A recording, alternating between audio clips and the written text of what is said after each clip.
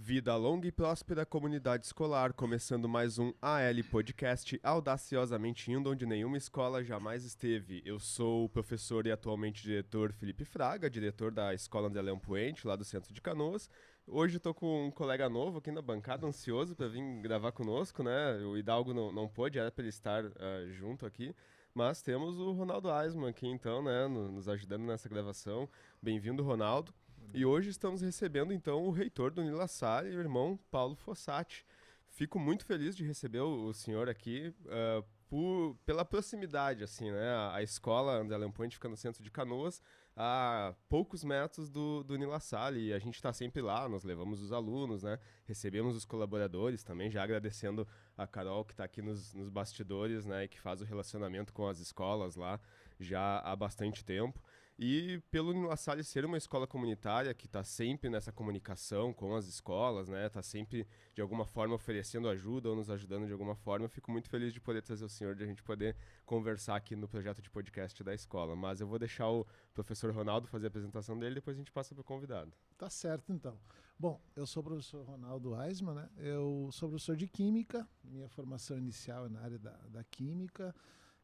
Também trabalho com metodologia da ciência, né? E ali em Canoas trabalho na Escola André Leão Poente, no Colégio La Salle Canoas também, que fica junto, né? Da Unila Salle. E então é uma satisfação estar aqui conversando. Espero que a gente tenha uma tarde bastante agradável aí. Muito obrigado. Obrigado, Felipe, Ronaldo. É uma alegria enorme estarmos aqui. E, de fato, nós estamos em casa porque a Unila Salle é uma universidade comunitária.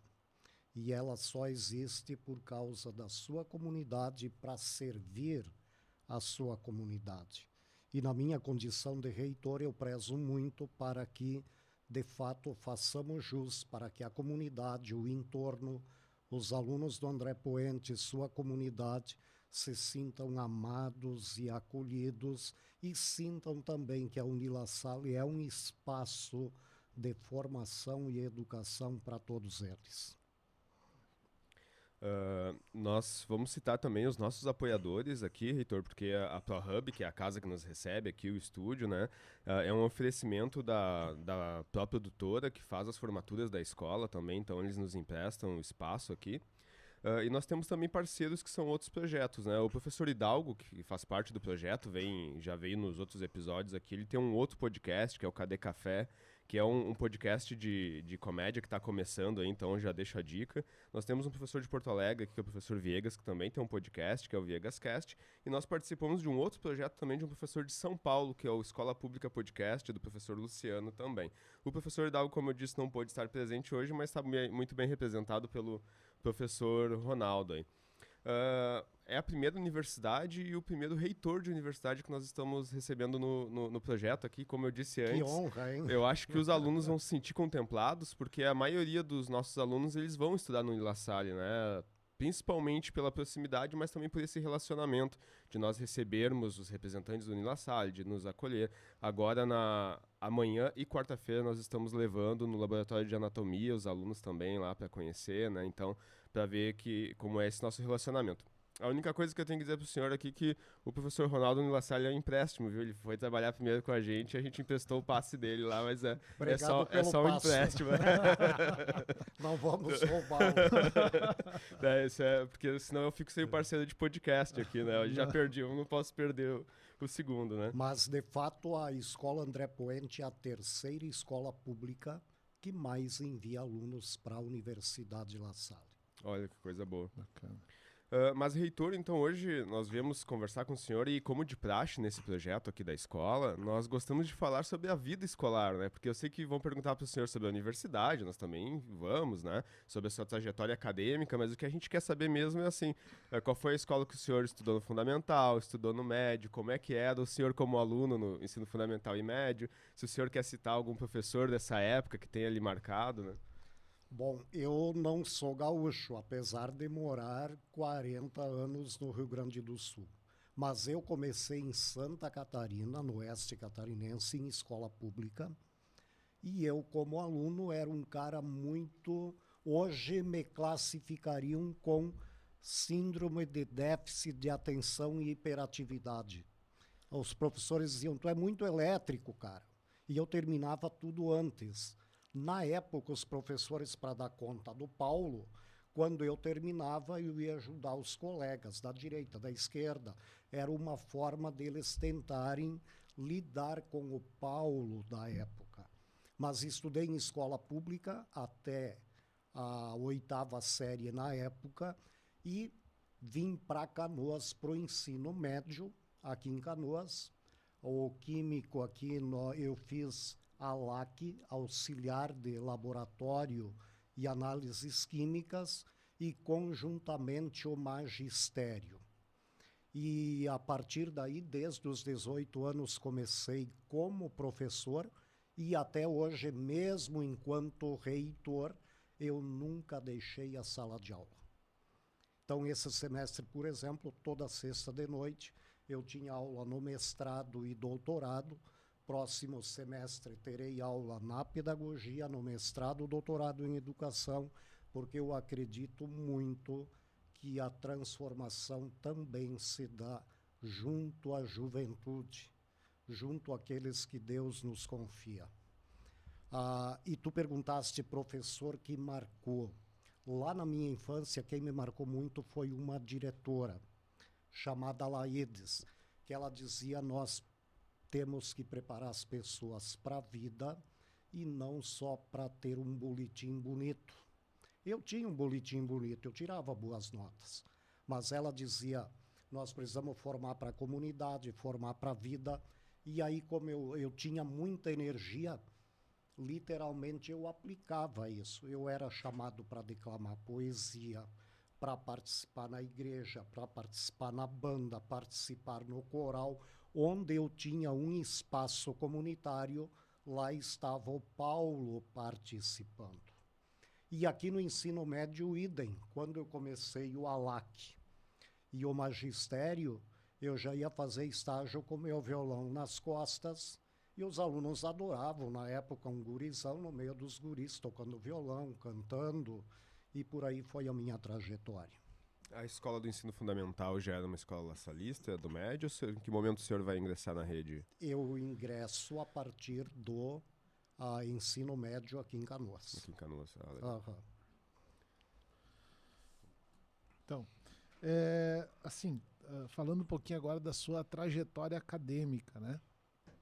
Se o senhor quiser trazer para a gente aí como é que foi a graduação, que especialização cursou, depois mestrado, doutorado, o que norteou? A gente sabe assim que na filosofia lassalista, né, nós temos diversas possibilidades assim, né, de seguir vários nortes. O que mais chamou a atenção para o senhor seguir a sua vida acadêmica, como foi? Hoje, quando eu falo com a juventude, principalmente com o ensino médio, eu digo que a literatura que eu estudo diz que a geração que está chegando vai passar no mínimo por 5 ou 6 profissões. 5 ou 6 profissões. Porque a expectativa de vida cresceu muito. Quem está lá no jardim de infância, a expectativa de vida vai superar os 100 anos e a cada 10 anos nós vamos trocando, desenvolvendo novas competências, novas habilidades, nós vamos adiante. Quando digo isso para os jovens, eu me dei conta que eu já mais ou menos fui precocemente passando por essas profissões. E aí eu entro na minha trajetória acadêmica. Terminando o ensino médio, eu fui para Ciências Religiosas na PUC. Fazendo Ciências Religiosas na PUC, eu trabalhava muito com os pequenos cantores do La Salle. Eles tinham as catequeses de primeira Eucaristia, crisma. Imagine dar catequese de crisma para a juventude que canta. As minhas aulas eram uma cantoria o tempo inteiro. Eu tinha os melhores cantores por lá. E também dava aula para os picuruchos. Comecei com a 3ª série do ensino fundamental em Esteio. Isso durante Ciências Religiosas. Terminando Ciências Religiosas, para nós lassalistas era importante tu ter um pensamento crítico, porque a vida exige muito. exige estar em vários lugares, várias situações, e aí, para a época, para todos nós, era recomendado fazer filosofia. O La Salle, na época, não oferecia filosofia. Eu fiz filosofia na Unicinos, já comecei a atuar no ensino médio em Canoas com filosofia, no próprio La Salle. Terminando a filosofia, eu me identificava muito com a área humana, e aí terminei a filosofia no mesmo dia da formatura, lembro, porque eu terminei o vestibular para psicologia na Unicinos. No mesmo dia terminei o vestibular, fui no banheiro da Unicinos botar a toga e me formar em filosofia, e continuei mais 5 anos e me formei psicólogo. Nessa trajetória de psicólogo, ajudei muitas pessoas, trabalhei uns 20 anos como psicólogo clínico, já por, creio que toda uma influência do meu pai, que ajudava muito os casais, ajudava muito as pessoas, e hoje ele está com 90 anos e as pessoas ainda o buscam para ter conselhos, para ter orientações, isso é muito bacana. Terminando a psicologia, só para dar uma linha do tempo, eu fui ser diretor da escola Irmão Miguel La Salle, em Niterói e Canoas, e aí eu fui fazer pós em gestão educacional no próprio La Salle. Depois de diretor, eu fui trabalhar na mantenedora, sendo responsável pela formação dos professores no Brasil todo e Moçambique. E aí eu fui fazer uma especialização em abordagem direta do inconsciente em Belo Horizonte. Toda aquela teoria que diz que nós, desde o útero materno, desde a concepção, temos forças de vida e de morte que vão nos orientando para sermos aquilo que nós somos hoje. Terminando essa especialização, eu fui para o mestrado em Psicologia Social e Organizacional na URGS.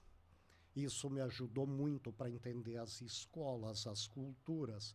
Imaginem, eu orientava escolas aqui no Sul, escolas no meio da Amazônia, escolas no Pará, no Maranhão, escolas em Moçambique, na savana africana. Isso me ajudou muito, a psicologia institucional, a entender culturas, comportamentos, linguagens. Após esse mestrado em Psicologia Social e Institucional, eu voltei para a PUC e fiz meu doutorado em Educação. Educação, Pessoa e Saúde. E aí eu busquei a logoterapia do Viktor Frankl, estudando aquilo que dá sentido para nós. Ou respondendo aquela pergunta, o que faz tu acordar toda manhã e ter um brilho no olho? O que faz a nossa juventude todo dia levantar da cama, tomar um banho, sorrir para a vida e vamos para a luta? Então, fui estudar essa logoterapia, o que move as pessoas. Nós estamos aqui para quê? Para que vivemos, para que lutamos, para onde nós queremos ir, o que dá sentido para nós, que legado nós deixamos quando vamos embora. Por exemplo, depois de 1 hora de conversa aqui, o que fica do reitor, irmão Paulo, para aqueles que vão nos assistir, nos ouvir. E fui fazer o meu pós-doutorado em Portugal, e no pós-doutorado eu fui encontrar a triangulação, estudando professores do sul do Brasil, professores de escola de classe média alta, professores que eram bons professores e outros deprimidos. Fui triangular com professores lá no interior do Maranhão, que ganhavam um salário mínimo e não tinham carteira assinada, e fui lá na savana africana, onde eles ganhavam ao redor de, convertendo para reais, R$100 mês, e praticamente não tinham o que comer. E lá eu também encontrei pessoas felizes e realizadas. E aí, no meu pós-doutorado, eu cunhei a categoria sentido, que nós só vamos adiante. Nós só lutamos quando, de fato, nós encontramos sentido na vida, nós temos um para quê, quando nós contribuímos com o nosso entorno e deixamos esse mundo um pouco melhor. Então, é aquela pergunta contra o capitalismo que diz, cara, o que eu vou ganhar com isso? Tipo, se eu viesse aqui hoje e dissesse, o que eu vou ganhar para falar com o Felipe ou com o Reinaldo? Não.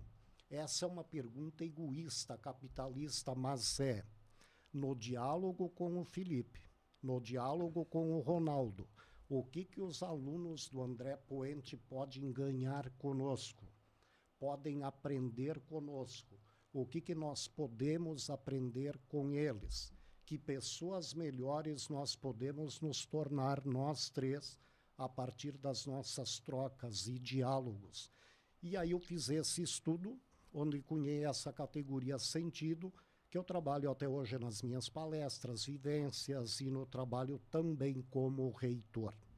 E aproveitei a pandemia para fechar o círculo rápido e da formação.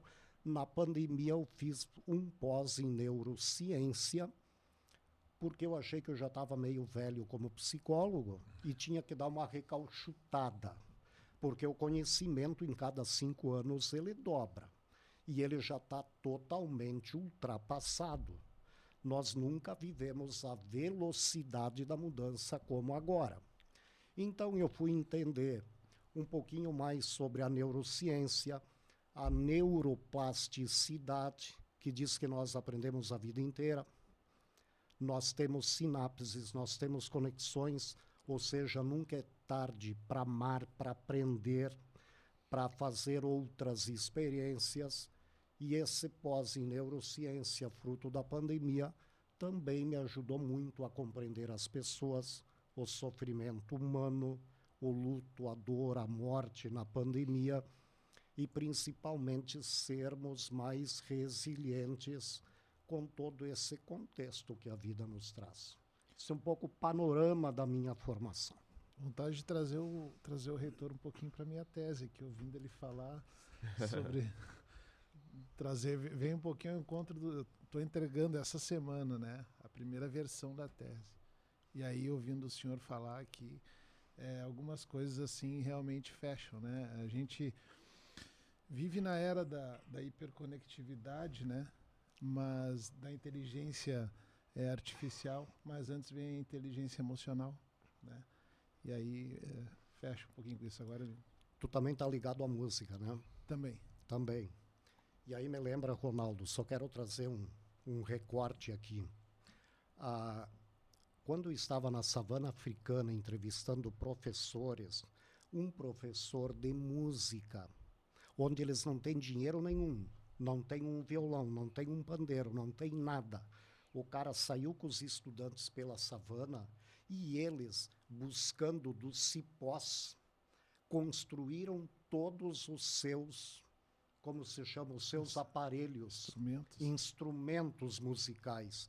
E criaram um coral, criaram uma banda, quer dizer, os caras cantavam, dançavam com todos os instrumentos feitos por eles. Então, eles tinham um para que lutar, um para que buscar, eles não ficaram no discurso da queixa, o que nos falta, mas eles foram em busca de... Trouxeram soluções. Trouxeram né? solução. É o que a gente precisa. Aí eu fui dar uma palestra em Santiago do Chile e um professor de música levantou o braço e disse, reitor, mas como eu vou dar o melhor da música para os meus estudantes se a minha escola tem limitação de orçamento e eu peço 10 violões, ela só compra 5, eu peço 10 guitarras, ela só compra 2, e etc, etc. Aí eu contei a historinha de Moçambique para esse cara. Ou seja, quando nós temos um para quê? O que te move. Quando nós temos algo que nos move, nós atravessamos o banhado da vida e nós vamos adiante.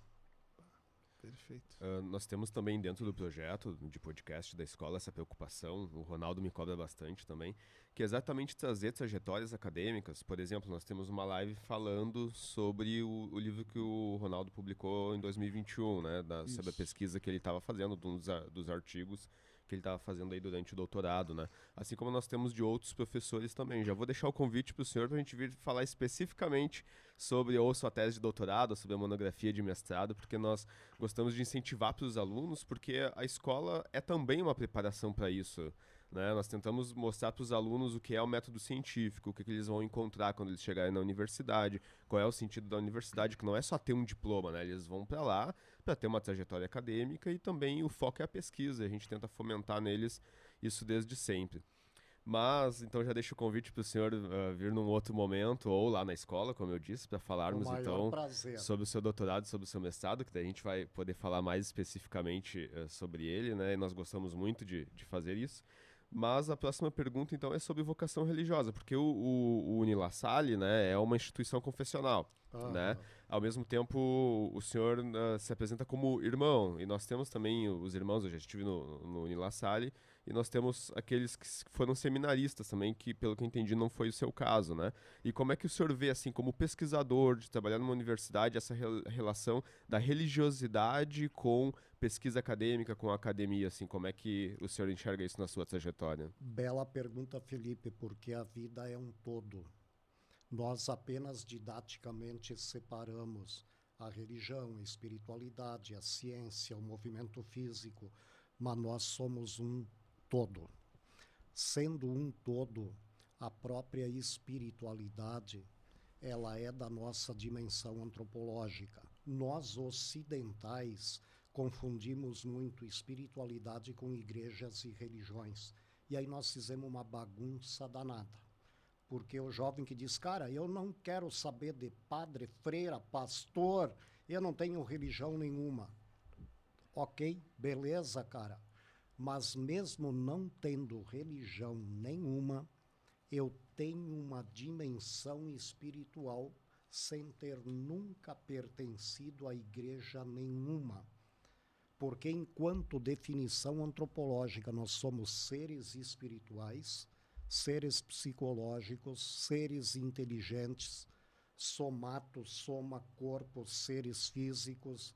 Então, na minha trajetória, eu sempre procurei integrar e ver a religião não como fanatismo, mas como uma ciência, e se ela é ciência, ela ajuda o quê? No movimento da vida, no movimento da acolhida, e eu como religioso e cristão, eu olho para um Cristo que se aproximava de todos, que acolhia todos, que não fazia diferença, que todas as pessoas que se aproximavam dele não saíam piores, mas saíam melhores daquele relacionamento. Um Cristo que não ficava julgando, apontando o dedo e furungando o passado das pessoas, mas um Cristo que simplesmente amava, que simplesmente acolhia. Se eu sigo essa lógica, ela não tem contradição nenhuma com a ciência, porque a teologia também é ciência. A teologia também é ciência. Assim eu posso integrar teologia com espiritualidade, com a religião, com o pesquisador. Então, o irmão Paulo é religioso? É. É pesquisador? É. É professor? Sim, porque nós somos um todo. Agora, na hora que eu sou pesquisador, o que vai se destacar é o ser pesquisador. Na hora que eu estou dando um retiro espiritual, o que se destaca aí é a nossa espiritualidade. Na hora que nós estamos fazendo uma festa ou celebrando, o que vai se destacar é a nossa fraternidade, a nossa integração. Na hora que nós estamos correndo no parque, nós estamos dando primazia o quê? Para a nossa saúde física, para o nosso bem-estar mental. Então, hoje, a grande questão é de equilibrar essas diversas áreas da nossa vida. Porque quando nós não equilibramos, a própria ciência mostra que o corpo vai acusar alguma deficiência em nós. E quem não vai cultivar sua espiritualidade, não estou falando em religião, provavelmente vai entrar naquele eixo que nós chamamos do vazio existencial. E aí eu vou lembrar Viktor Frankl, aquele psicólogo que passou por 4 campos de concentração na Segunda Guerra Mundial e sobreviveu, porque ele tinha um para quê? Ele queria sair de lá, escrever livros, contar a história dele e queria encontrar a família. Queria encontrar a esposa amada. Só que ele não sabia que praticamente trucidaram toda a família dele, simplesmente por ser judeu. Mas onde eu quero chegar com o Frankl diz, esta geração da Segunda Guerra, até aqui, muitas vezes nossos pais não tinham com o que viver, porque eram muitos pobres, às vezes não tinham o que comer, onde dormir, mas tinham um para que viver. A geração de hoje pode ter o perigo de ter com o que viver. Tem casa, tem mordomia, tem internet, tem celular, tem, mas não tem para que viver.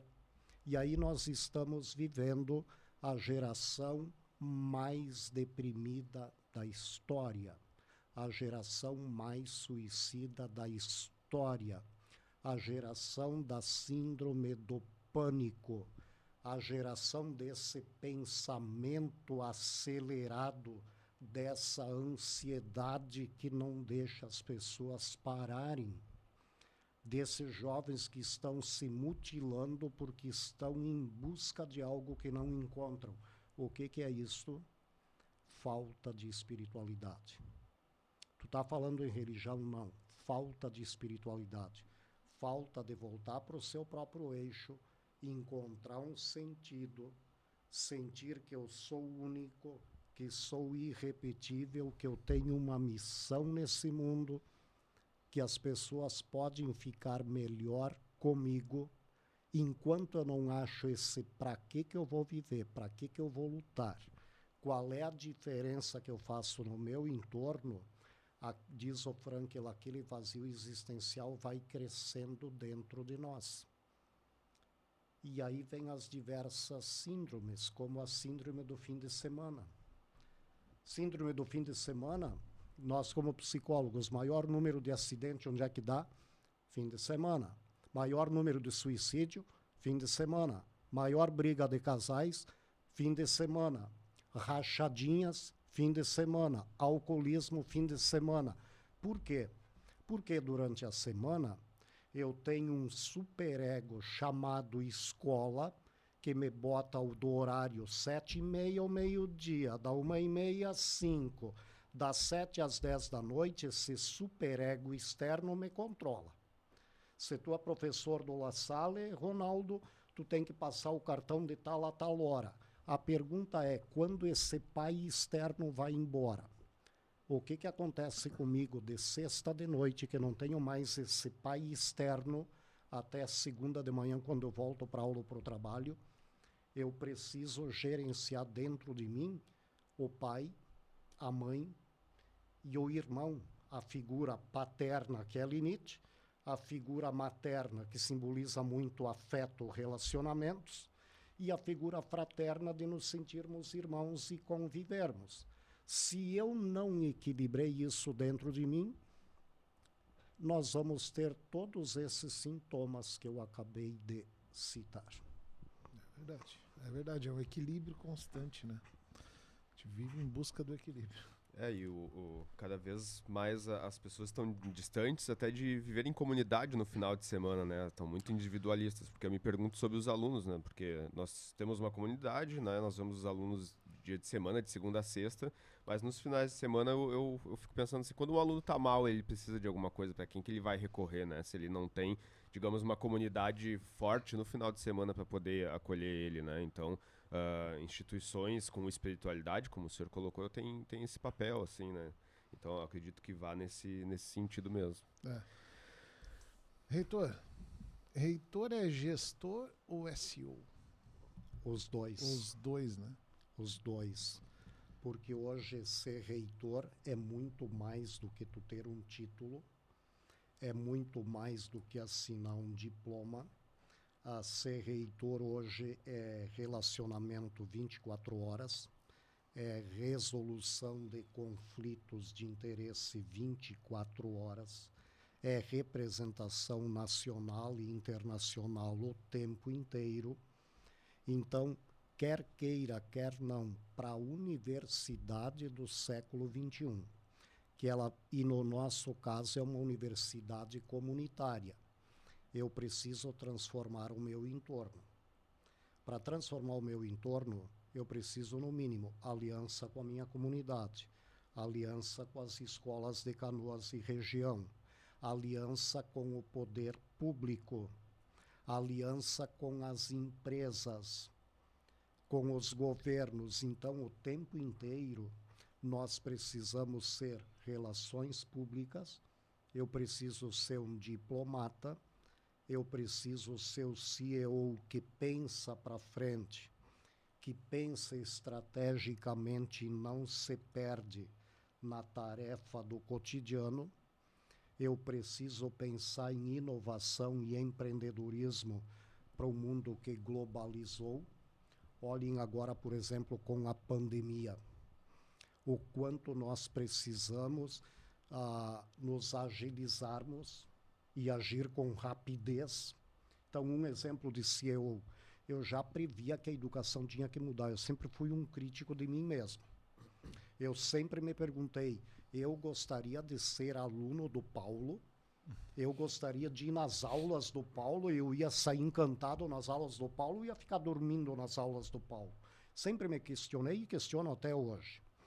Mas olha, em 2016 eu consegui chegar na Google e dizer, cara, a educação está indo para a inteligência artificial, várias empresas, ou a educação acorda ou nós vamos ficar para trás. Foi uma das primeiras universidades que trouxe a Google para o Brasil. Com os engenheiros da Google e os nossos, desenvolvemos a primeira plataforma para a educação superior. Até lá só tinha o Moodle, o Blackboard, que era pago, e nós desenvolvemos uma plataforma própria. E começamos a dar formação para todos os professores, formação digital. Imagina os professores lá com 20, 30 anos de história, o que esse reitor quer com educação digital, Google, etc., criar site. Eu disse, eu sou primeiro aluno, eu sou primeiro que preciso se atualizar. E não tive vergonha. E quem vai ser minha professora, eu não tenho vergonha de aprender com uma aluna que chegou de uma escola pública de Canoas, que estava no segundo semestre de engenharia, e ela foi minha professora na alfabetização digital.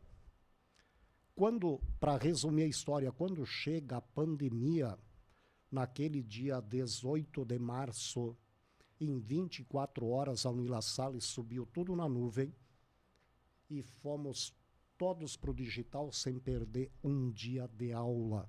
Foi uma segunda-feira. E naquela segunda-feira eu tinha aula no mestrado ou doutorado. Eu baixei a resolução, a partir de hoje não tem mais aula presencial, isso foi às 14h.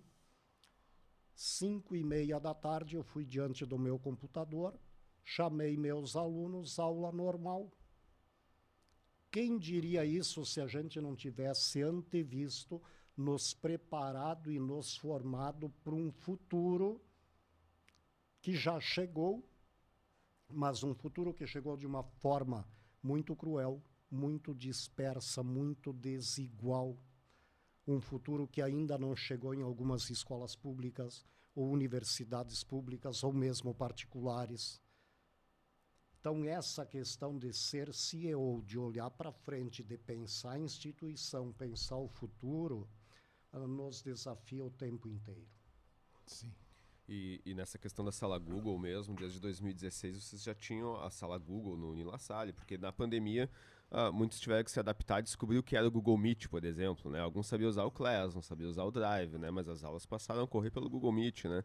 E provavelmente os alunos do Unilassalle já tinham o Meet instalado ali, porque o Unilassalle já tinha as plataformas, os aplicativos Google for Education, né? Então, quando chegou a pandemia, já havia um preparo não só dos professores, como dos alunos que já eram alunos da universidade. Né? Já tínhamos uma boa caminhada, porque no projeto com a Google, uma questão era eu formar os monitores, que era formar essa galerinha jovem para dar suporte. Outra era ter a plataforma, uma terceira era formar os professores, uma quarta era formar os alunos de licenciatura. Então, quando chega a pandemia, nós temos tudo isso pronto. Só que aí eu tenho várias realidades. Eu tenho uma Ferrari com alguns alunos andando ainda como Fusquinha. E aí, o bonito foi que essa galera jovem, e alguns, inclusive, alunos que vieram do André Poente, como monitores, tutores, em 2 semanas colocaram a turma na trilha da educação digital. Isso foi muito bacana, porque já tinha toda uma iniciação para a nossa inteligência artificial, a nós nativos analógicos, migrando para uma alfabetização digital.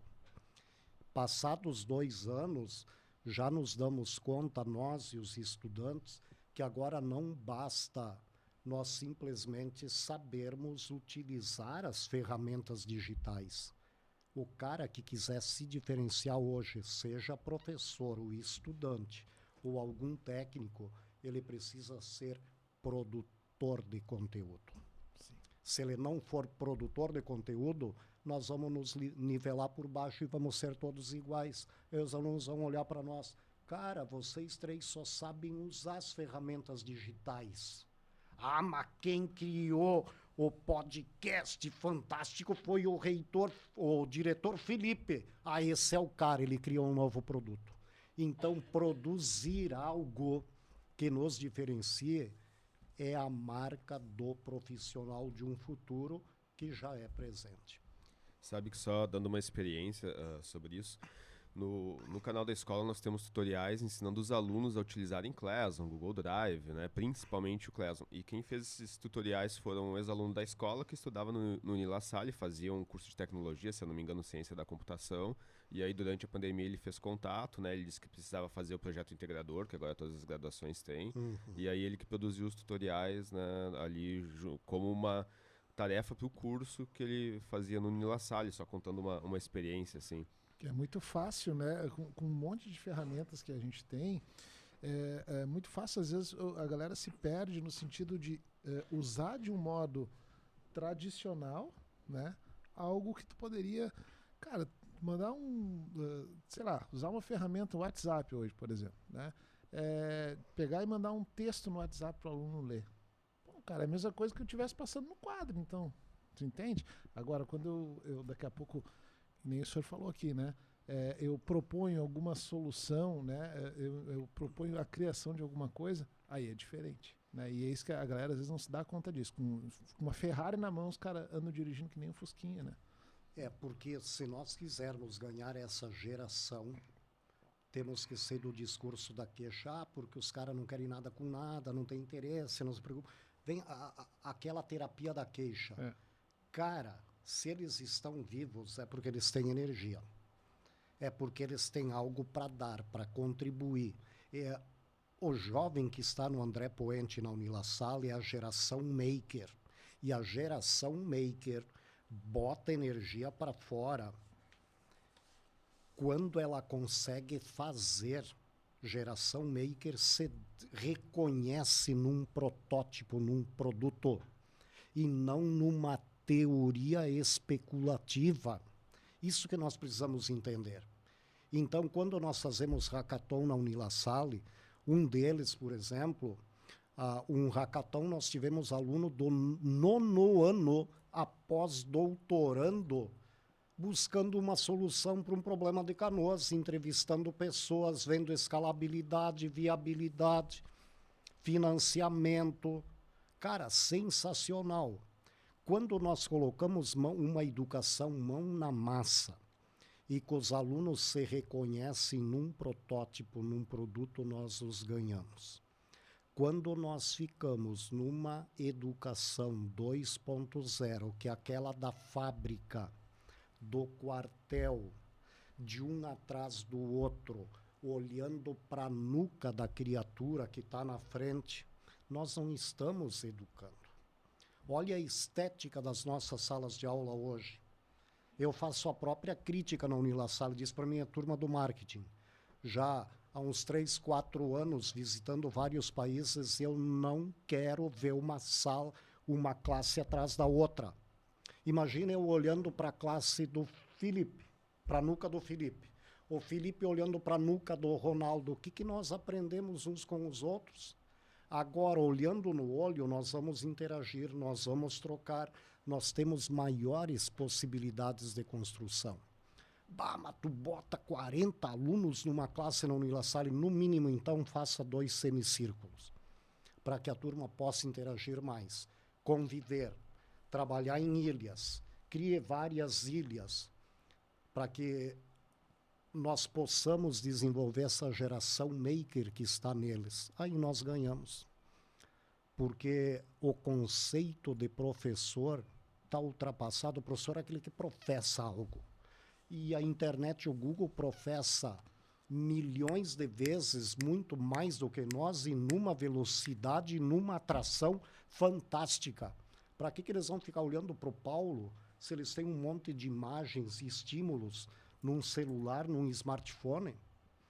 Então, agora, se esse Paulo diz, cara, deixa o smartphone, deixa o Paulo de ficar falando 2 horas e vamos para a construção de um produto onde tu vai deixar a tua marca e te reconhecer, essa galerinha vem junto. Sabe que essa questão do produto que tu colocaste, e também isso de ser um pouco gestor, ser um pouco CEO, né? No teu caso, de uma universidade, eu passei por isso na escola e o projeto ele nasceu disso, né? De a gente estar em sala de aula e dizer para os alunos, vocês estão vendo aí uma corrente de youtuber, podcast. O podcast ele é tecnicamente mais simples de se fazer. E nós dizermos para os alunos assim, por que vocês não fazem, né? E eles dizem, não, mas por que o senhor também não faz, né? Então a gente teve que chegar no momento e dizer assim, então vamos fazer, a gente tem que trilhar esse caminho para eles nos verem fazendo e eles verem que é possível e eles verem seguir, né? E ao mesmo tempo de ser uma escola pública, mas a gente também tem um produto, né? Isso muda um pouco a dinâmica da escola, né? Então a gente, ao mesmo tempo que incentiva eles, também acabou virando uma maldição, porque agora todos querem vir aqui no estúdio, né? Aí eu digo pra eles, olha meninos, eu não consigo levar vocês, né? Porque a gente tem um horário por semana, né? Mas a gente vai fazer um na escola, assim, que der pra todo mundo poder gravar também, né? Então a gente passa por essa questão. E do CEO, assim, de dar a cara a tapa, né? De perder a vergonha, ir lá e fazer e mostrar pra eles que é possível e como que se faz também, né? Então me parece que a figura do reitor é um pouco isso também, né? De ir lá e... Porque nós saímos como reitores e diretores de escola e professores, nós saímos daquela redoma, que nós sabíamos tudo, que nós somos os poderosos, que nós estamos numa cadeira especial, nos protegemos com uma mesa enorme, o estudante não chega até mim porque tem uma baita mesa. Cara, quando eu tiro a mesa, quando eu desço do pedestal, quando eu sento em círculo, quando eu sento no chão com eles, mudam as relações. E aí nós vamos nos dar conta que nós não nos perdemos no nosso papel de sermos os instrutores, de sermos aqueles que vão ajudar, os designers intelectuais que vão ajudar a organizar a experiência, o produto, e principalmente vamos nos dar conta que aquela soft skills, aquela habilidade humana que diz lifelong learning, que é aprender por toda a vida, é para todo mundo. Porque se não era para aprender para toda a vida, eu diria, cara, eu só posso, doutor, por que eu vou me misturar com os alunos da Unilassalle e voltar a fazer um pós? Cara, se eu tenho que aprender para toda a vida, eu vou aprender com aquele cara de 24 anos que está fazendo o pós comigo. Eu vou aprender com aquele cara que também já tem 2, 3 graduações, está fazendo pós comigo. Aquele que está pela primeira vez, porque todos nós temos condições de aprender para a vida inteira e precisamos quando não nos damos o direito de aprender, nós viramos papagaios repetindo o que os outros fizeram. E os estudantes percebem quando nós não deixamos marca da nossa originalidade, da nossa criatividade, quando nós só temos repetição de outros e não temos nossos próprios produtos. Então, teus podcasts, tu falaste em 2, 3 projetos aí, né? Isso é produto, Felipe. Isso é fantástico. E, Paulo, desde quando você é reitor e como é que funciona o processo para ser reitor? Hoje, na rede de educação do Estado do Rio Grande do Sul, para ser diretor é por eleição. É feita uma eleição, né? Ainda que existam muitos indicados, porque muita gente não quer mais ser diretor, assim, pelo estresse, as demandas e tudo. E como é que funciona para ser reitor, né? Eu já orientei umas professoras de Canoas que eram diretoras lá no mestrado, doutorado, e umas vieram dizendo, cara, porque eu era uma excelente prof, me relacionava bem com todo mundo, me chamaram para ser diretora, e agora estou com uma bomba. Eu não sei lidar com a crise, eu não sei dizer não, me ajude, pelo amor de Deus. Então, de fato, para nós sermos gestores, nós precisamos de determinadas competências, como tomada de decisão, resiliência, pulso firme, mas afeto, dá esse equilíbrio, entre tantos. Esses critérios todos são analisados pela Rede La Salle. Como ela é uma instituição comunitária, ela é pública comunitária, o nosso presidente sonda nomes. Eu sou reitor há 13 anos. Ele sonda nomes, de uma sondagem de nomes vem o diálogo com esses nomes, o diálogo com a comunidade, e ele é que faz a nomeação. O presidente faz a nomeação. Não tem voto oficial entre a comunidade escolar. E você já falou um pouco sobre a sua trajetória acadêmica, inclusive já fiz o convite para vir falar tanto sobre a tese de doutorado quanto a monografia de mestrado. E isso tudo é pesquisa acadêmica, né? Para os alunos que forem nos assistir, eles saberem que isso tudo é uma pesquisa. Então você já mencionou um pouco por cima assim, de algumas que participou. O que tu destacaria assim, nas pesquisas que tu fez até hoje, ou no mestrado, no doutorado, assim, diz, isso foi importante estudar, essa foi uma descoberta importante que eu fiz na minha pesquisa? Cara, só para dar uma degustação do meu doutorado. No doutorado, eu queria estudar as pessoas que têm sucesso na vida pessoal profissional. Mas não aquele sucesso, cara, fiquei rico, ganhei muito dinheiro, mas aquele sucesso que deixa as pessoas melhores, aquele sucesso que me deixa bem, me deixa feliz e contribui com a minha família, com o meu entorno, com a minha comunidade. Buenos. Aí eu busquei no meu doutorado ao redor, vou dar números redondos para facilitar, 500 formandos da Unilassalle daquele semestre.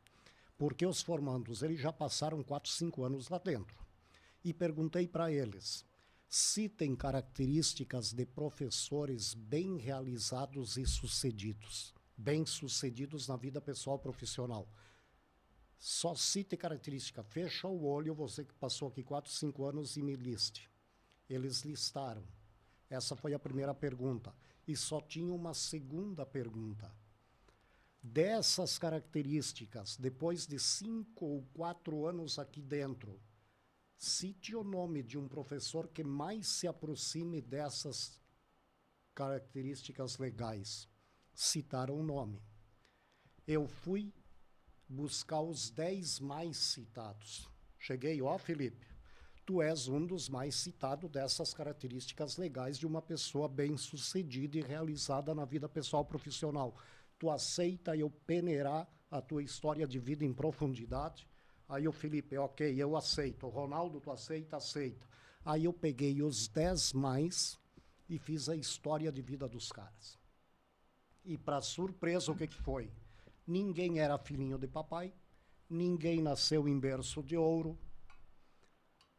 eram doutores agora, eram pós-doutores, sim, mas tinha uma pós-doutora, por exemplo, que dizia, cara, tinha dias que não tinha o que comer. Eu morava no interior e era geada aqui no sul, eu ia de pé descalço e levava o meu chinelinho na mão, chegava lá, lavava os pés, numa gamelinha que tinha na entrada da escola, do interior, e aí eu botava o meu chinelo. Só que dia de barro eu me obrigava a usar o chinelo e arrebentou. Aí o que eu fazia? Eu botava um preguinho atravessado, porque eu não tinha como comprar um segundo chinelo. Hoje é pós-doutora, bem-sucedida, mora numa mansão, é uma mãezona que ajuda todo mundo. Beleza. Outra professora, que também é pós-doutora, já viajou pelo mundo inteiro para ver para a juventude, não importa de onde nós saímos, viemos, o que nós fazemos com isso. Eu fico choramingando, olhando para trás, eu olho para frente. Outra dizia o seguinte, eu era pobre. Eu, às vezes, não tinha o que comer. Aí eu nunca tinha chance, como meus colegas, de fazer um lanche na universidade. Eu sempre carregava alguma coisa na mochila, uma batata doce, uma fruta, um sanduíchezinho, porque dava fome à noite. E eu trabalhava à tarde e corria à noite. Só que eu morava na zona rural e o ônibus me deixava quase a 1 quilômetro a última parada e eu tinha que ir sozinha. Mas eu queria estudar, eu queria vencer. E eu morria de medo. O que eu fazia quando eu descia da parada de ônibus? Eu criei um amigo imaginário. E aí, com o meu amigo imaginário, se alguém tivesse escondido, ia pensar, ué, essa mulher aí, no mínimo, está com um irmão, um namorado, um amigo, eu não vou me aproximar. E ela fazia as duas vozes. E ela ia fazendo teatro toda noite, descia do ônibus, ia contando história, dando gargalhada até chegar em casa. Foi mecanismo que ela encontrou para sobreviver e fazer a faculdade, fazer mestrado e fazer doutorado. E hoje ela viaja pelo mundo, uma grande pesquisadora. Então, essa pesquisa do doutorado, ela me mostrou que muitas questões dependem de nós, de um querer que saia de dentro, para que a gente possa se dar bem na vida pessoal e profissional. A pesquisa na África me mostrou que o meio externo, ele influencia, ele bagunça muito, porque não vamos ser ingênuos. Na África, às vezes, falta comida, como em qualquer canto do nosso país, falta comida, falta dinheiro, falta condições, não temos dinheiro para estudar, para viajar, para cultura. Mas essa pesquisa mostrou que o meio externo ele vai influenciar, mas ele não determina. O que determina é o meu poder de nunca desistir da minha luta e dos meus sonhos. Se eu tenho o poder de nunca desistir das minhas lutas e dos meus sonhos, eu vou adiante. E aí, nós aqui estamos falando de juventude. Vocês sabiam que Canoas, o censo de 2021 mostrou que somente 21% dos alunos que terminam o ensino médio vão para a universidade? É muito pouco, né, tio? Cara, aí eu fico triste, eu digo, onde é que estão os outros 80%? É a geração de amanhã dos nem estudam e nem trabalham? Se nós sabemos, a estatística mostra, o nosso observatório econômico mostra que quem termina ensino médio dobra a renda. Literalmente dobra a renda, quem não abandona. E quem termina ensino médio, a chance de ter um emprego é 71% maior do que quem não terminou. Então, olhem o compromisso que nós temos de alimentar sonhos da nossa galera para poder ir adiante. E essa estatística ela é dentro ainda dos que terminam o ensino médio, né? Lá na escola eu estou sempre destacando aqueles que evadem ao longo do ensino médio, porque nós temos hoje 13 turmas de primeiro ano e são 9 de terceiro. Isso que nós conseguimos aumentar uma de terceiro ano esse ano, porque eram sempre 9 e esse ano foram a 10 turmas. Nós temos 10 de média, né? Mas aonde que vai parar essas outras 3 turmas, né? Esse número de alunos? Isso é muito triste. Olha, Felipe, Canoas esse ano, o IBGE mostra que Canoas esse ano tem dados aí do mês passado, 9.750 alunos no ensino médio. Vamos arredondar para 10 mil. Se apenas 21% vão para a universidade desses 10 mil, o que acontece? Eu sei que 8 mil vão se perder no caminho. É muita coisa, né? É muita coisa em 2022. E até durante a pandemia ali na escola nós ficamos bastante felizes porque de 2020 para 2021 nós esperávamos que os alunos diminuíssem, né? E nós aumentamos o número de matrícula de 2020 para 2021. Eram 33 turmas, nós fomos para 35 turmas, né? E conseguimos manter agora em 2022, mas realmente a evasão ela é grande, né? Mas também tem a questão das licenciaturas, né? E uma coisa assim, né? Falando, o senhor tá trazendo aí a realidade, né, para a gente da Unilassalle. E num contexto geral, né, a gente sabe que a educação nunca mais vai ser a mesma depois da pandemia. Muita coisa nunca mais vai ser a mesma depois da pandemia, beleza. Hoje em dia nós trabalhamos com alunos que muitas vezes não vão trabalhar em outras profissões que ainda não existem, né? Por exemplo, há 10 anos atrás não tinha motorista de Uber, enfim, né? Não tinha podcast, não tinha... Então, assim, essa mudança de cenário também acabou afetando, e já vem afetando por outros motivos também, a questão das licenciaturas, né? Eu lembro que a Unilassalle, uns anos atrás, tinha várias licenciaturas que depois acabaram tendo outras nomenclaturas ou outras condições diferentes. E isso não é um fenômeno somente da Unilassalle, né? Como é que o senhor vê isso, assim, que a gente, olhando num espectro até maior, né, a nível nacional, a gente vê que as licenciaturas, em geral, elas têm tido uma queda, né? É uma questão muito pertinente, porque ela remete a como nós cuidamos daqueles que cuidam dos nossos filhos e da nossa juventude. E o problema das licenciaturas não é só Brasil. Eu sou vice-presidente das católicas da América Latina e toda a América Latina é o mesmo problema. Nós entendemos que enquanto a América Latina, a África, não tiver política pública de valorização do professor, de fato as licenciaturas vão continuar sendo o problema. A Unilassalle nasceu em 76 somente com cursos de licenciatura e foi ampliando para todas as licenciaturas. Hoje nós estamos migrando todas para o modelo híbrido. O que é híbrido? Metade EAD, metade presencial para as práticas, para os estágios, porque não tem demanda pro presencial. Estamos apenas com 180 bolsas do programa do governo, que é presencial para a segunda licenciatura. Fora disso, o Brasil todo caminha ou para fechar os cursos, e nós optamos por manter as licenciaturas mesmo no prejuízo, porque nós sabemos que só vamos dar virada de chave nesse país se nós apostarmos na educação, se nós valorizarmos os professores e se nós cuidarmos bem deles.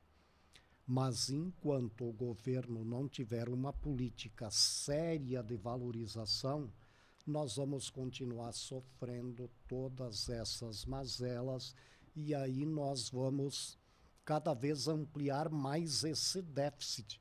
Tua área de química hoje, faltam milhares de professores no Brasil.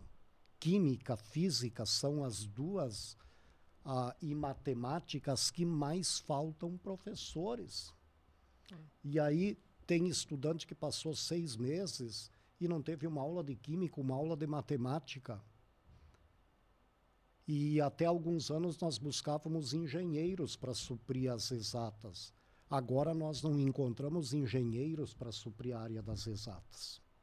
Então, de fato, é um problema seríssimo que nós nos preocupamos. A Unilassalle faz um esforço enorme, inclusive com descontos, promoções para valorizar a docência, para tirar a docência dessa solidão que muitas vezes nós vivemos na sala de aula e mostrar que é possível, sim, ser um docente feliz, um docente realizado, um docente que faz desse exercício o seu projeto de vida, porque hoje nós temos muito recurso, muita condição. Sim. Mas somos sabedores de que a luta tem que continuar.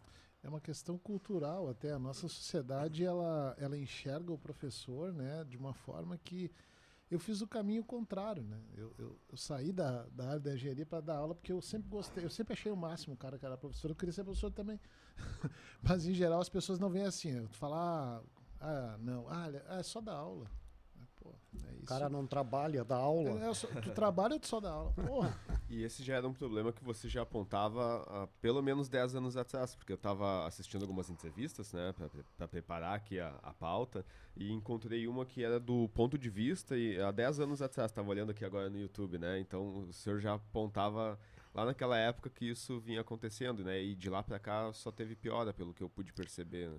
Só piora porque eu já, como 13 anos como reitor e 6 anos, deixei agora o ano passado, eu fui por 6 anos presidente das escolas e universidades católicas do Brasil. Aí eu estava toda semana em Brasília, no mínimo um dia por semana.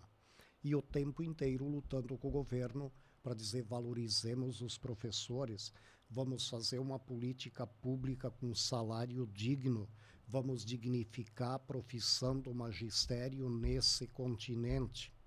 Ou não teremos professores.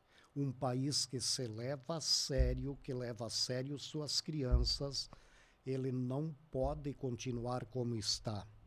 Porque o governo dizia, faça um curso normal, médio, uma licenciatura curta e já bota na educação infantil. Países como hoje saiu uma notícia, Finlândia, primeiro lugar em educação. Coreia do Sul, segundo lugar em educação. Brasil, penúltimo lugar. Penúltimo. Agora, na Finlândia, nós visitamos Finlândia. O cara, para dar aula, no mínimo tem que ter mestrado, no mínimo 1 ano de experiência, fazendo estágio com um professor titular, e na educação infantil, quem é que eles colocam?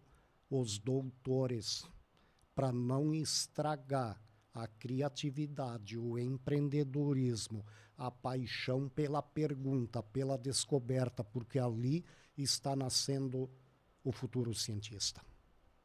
E aí, o nosso modelo brasileiro é tão perverso que ele vai dizer, eu vou botar doutores e pesquisadores lá na faculdade, quando já nos estragaram.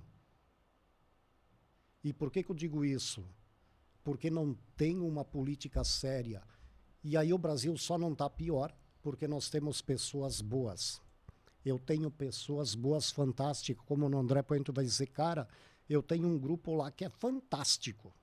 Sim, as escolas que eu visitei públicas no Maranhão, em vários estados, porque nós temos pessoas individuais que carregam a bandeira. Não é o Estado que pediu e botou uma política para o André ter metodologias ativas, para o Felipe ter metodologias de podcast, projetos e tal. Foi o Felipe com sua equipe. Não é uma política de governo. Este é o problema. Eu atendo muito e tenho muitos orientandos de mestrado e doutorado de escolas públicas e eles trazem essa realidade, pessoas boas. Mas falta uma política de conjunto, de grupo. Incentivo, né? Então, todas as escolas tu vai dizer, cara, mas eu tenho 80% dos profs que têm paixão, que têm alma, que têm encanto, graças a eles. Por fatores intrínsecos, pela história de vida deles que movem os corações dos estudantes. Porque se o cara fica preso à não política de incentivo, o que seriam de nossas escolas? E posso citar um aqui, o Ronaldo trabalha à noite na escola, né, e tá aqui de tarde, e ele que pediu pra vir, e não é porque era o reitor do Nila Salle, porque na semana passada foi com o Alex Bagé, jornalista, gremista, ele também queria vir, né, não viu porque deu um problema com o horário ali, mas ele já queria vir, né, mas então já cito como exemplo aí o Ronaldo aí fazendo trabalho voluntário, porque gosta de trabalhar na escola, acredita no projeto e tá aí conosco, né. Se não tiver essa... O senhor falou antes ali, né? Se não tiver aquele... Tem que estar no teu coração, né? Pra te pegar isso, não fica, não adianta, não rola. Mas, Paulo, agradeço muito a tua presença mais uma vez. Quero expressar aqui a minha felicidade de poder sentar e conversar contigo aí. Deixar já, novamente, reforçar o convite para a gente conversar sobre a tua tese de doutorado aí, a monografia do mestrado, lá na escola, já te deixando o convite. Esse ano a escola faz 90 anos, já fez, na verdade, em junho, mas nós teremos festa no segundo semestre. Você vai receber um convite através da Carol aí, mais uma vez agradecendo a Carol. Vai me acionar aí. Para ir lá visitar a escola para esses 90 anos. Deixar um recado também para os teus coordenadores de curso, que a gente quer falar especificamente sobre modalidades, falar com o coordenador do curso lá, da educação física, da ciência da computação, né? Então a gente quer sentar e conversar sobre os coordenadores de curso aí, porque a gente sabe que também não é uma tarefa fácil, né? Ser um coordenador de curso e estar ali à frente de diversas disciplinas para poder falar também sobre áreas específicas, né? Então, mais uma vez, agradeço muito o teu convite. Deixo o colega Ronaldo aí também se despedir e, por último, o convidado. Então, satisfação estar aqui conversando, né? Tivemos aí a oportunidade hoje de ouvir a trajetória aí do irmão Paulo e que sirva, né, de exemplo aí para essa galera inteira.